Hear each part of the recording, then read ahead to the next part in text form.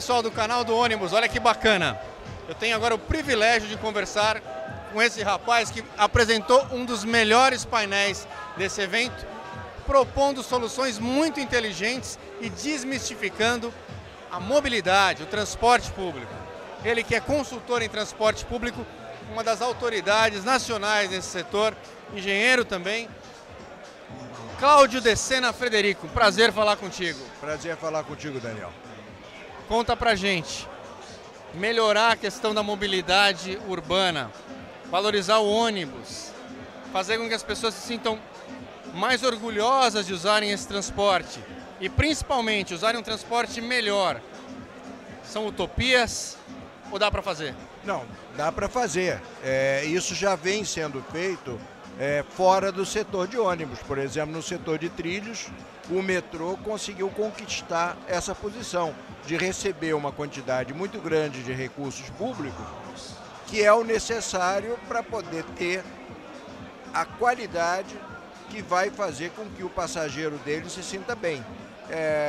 A questão é conseguir que o poder político entenda que o ônibus tem o mesmo potencial de dar uma resposta política rápida e com o mesmo dinheiro fazendo efeito sobre muito mais eleitores. É uma questão de marketing político. Quer dizer, o político a gente sabe o que faz o político ter o olho brilhando, que é justamente o potencial eleitoral de determinada ação. Se aquela ação vai ser bem entendida e se ele vai ser bem percebido com aquilo. A verdade é essa e não sou eu que estou dizendo, o mercado percebe isso.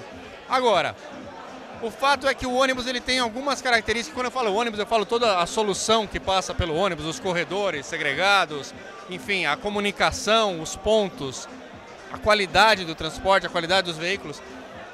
É uma solução que muitas vezes ela é muito mais operacionalizável do que o metrô.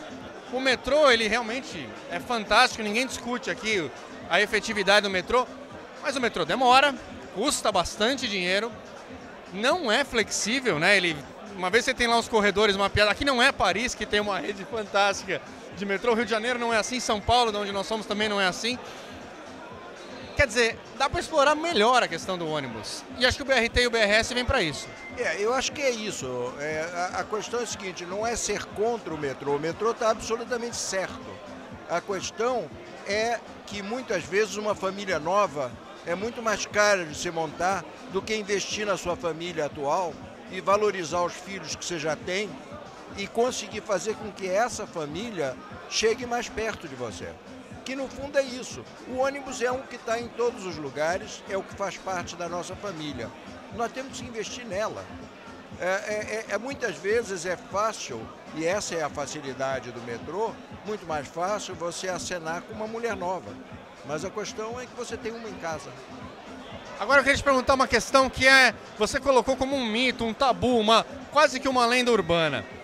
Muitas vezes as pessoas falam, olha, mas a população hoje em dia, os motoristas que têm seus automóveis, que diariamente se locomovem com seus próprios veículos, eles só vão migrar para o ônibus se tiver lá um transporte de alta qualidade, de alto rendimento, e é isso que vai fazer diferença.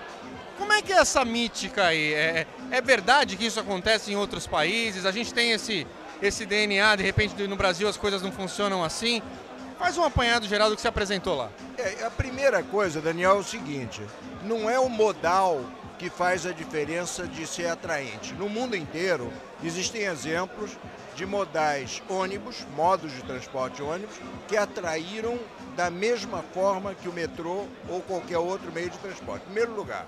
Agora, segundo lugar, essa não é a questão principal num país como o Brasil, onde a maioria das viagens motorizadas é de transporte público.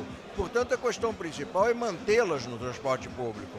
Então, eu diria que hoje nós estamos numa fase muito mais de conservação do que nós já temos, do que ainda o problema de se preocupar com a conquista de quem está no automóvel. Isso vai ser um segundo momento. Quer dizer, o que você está dizendo, trocando em miúdos, a gente tem que valorizar a população que já usa o ônibus, melhorar, efetivar, até melhorar a autoestima desse nosso sistema, né? Melhorar a imagem que o sistema tem e melhorar efetivamente também os corredores, os veículos. Muito mais isso do que um trabalho talvez mais elegante, mais nível superior de conscientização para que quem tem opção de poder dirigir o seu próprio carro ou usar o transporte público opte pelo transporte coletivo. Acho que é mais ou menos por aí, né? É por aí. A fidelização de quem já está é muito mais fácil do que conquistar quem está num outro meio de transporte. Em nenhum lugar do mundo foi fácil ou se conseguiu conquistar muita gente depois que ela foi para o automóvel. Nós temos o privilégio de sermos um país onde a maioria ainda não está no automóvel. Nós temos que mantê-lo no transporte público. Para a gente fechar, a gente discutiu bastante, pudemos acompanhar bastante no painel que você apresentou, uma série de características que me lembraram muito as minhas matérias de marketing na escola, quando a gente falava de cultivar uma marca e cuidar dela, né? Você deu até alguns exemplos de como é possível ser popular, estar presente em todas as faixas e ainda assim não perder a característica de ser alguma coisa bacana, com um valor agregado, enfim. O que a gente pode deixar de recado para o empresário e principalmente o poder público no que diz respeito a cuidar melhor do transporte público sob o prisma do ônibus? Eu acho que o que a gente pode deixar é aquela frase do Joãozinho 30. Ou seja, o pobre gosta de luxo, quem gosta de pobreza é intelectual. O problema é conquistar, junto ao governo, as condições para ter os recursos para investir no transporte por ônibus, ter o luxo, entre aspas, que é necessário para preservar o nosso passageiro e valorizar ele. É isso aí, está falando de corredores melhores, está falando de informação nos pontos, né? Pontos mais bem equipados, enfim. Foi muito legal o painel que você apresentou, queria te parabenizar de público e agradecer por essa presença aqui. Tá certo, muito obrigado.